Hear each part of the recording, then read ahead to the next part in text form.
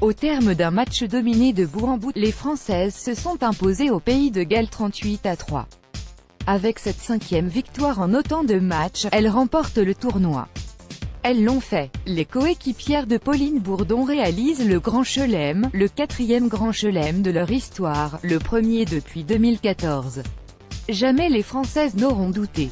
Avec un début de match canon, elles se sont imposées logiquement face à un adversaire plus limité.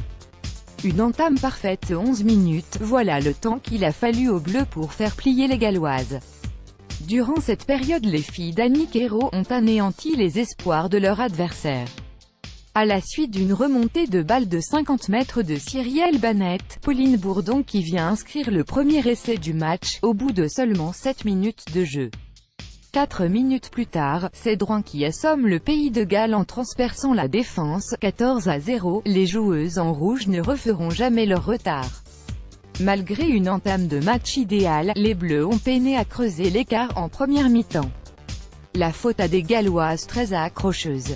En s'appuyant sur un gros pack d'avant et sur une bonne conquête, elles ont privé les Françaises de ballon.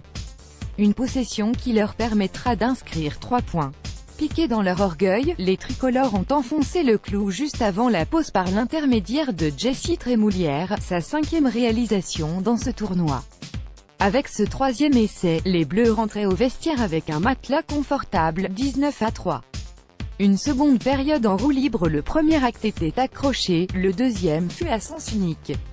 Revenues des vestiaires avec les mêmes intentions de jeu, les Françaises ont éteint les quelques offensives galloises. Pleines de réalisme et solides en défense, elles n'ont jamais permis aux 15 du Poireau de revenir dans le match. Encore mieux, elles ont inscrit 3 essais de plus dans cette seconde période. Un essai de pénalité à la 51e à la suite d'un éclair de génie de l'ailière Boujard.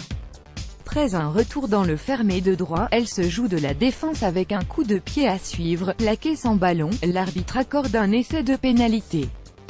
Double peine pour Joyce qui verra jaune sur cette action. En infériorité numérique, les joueuses du Pays de Galles cèdent une deuxième fois.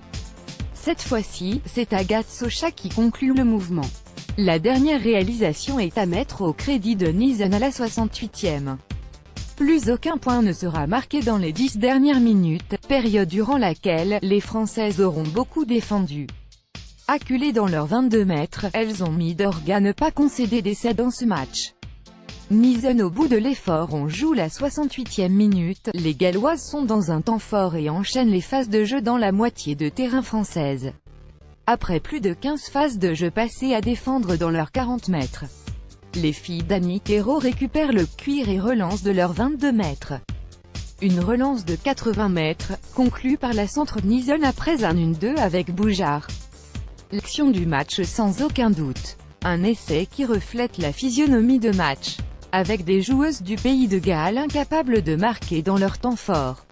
Au contraire, les Bleus solides en défense ont bonifié tous les ballons récupérés, grâce à un collectif et un jeu bien huilé.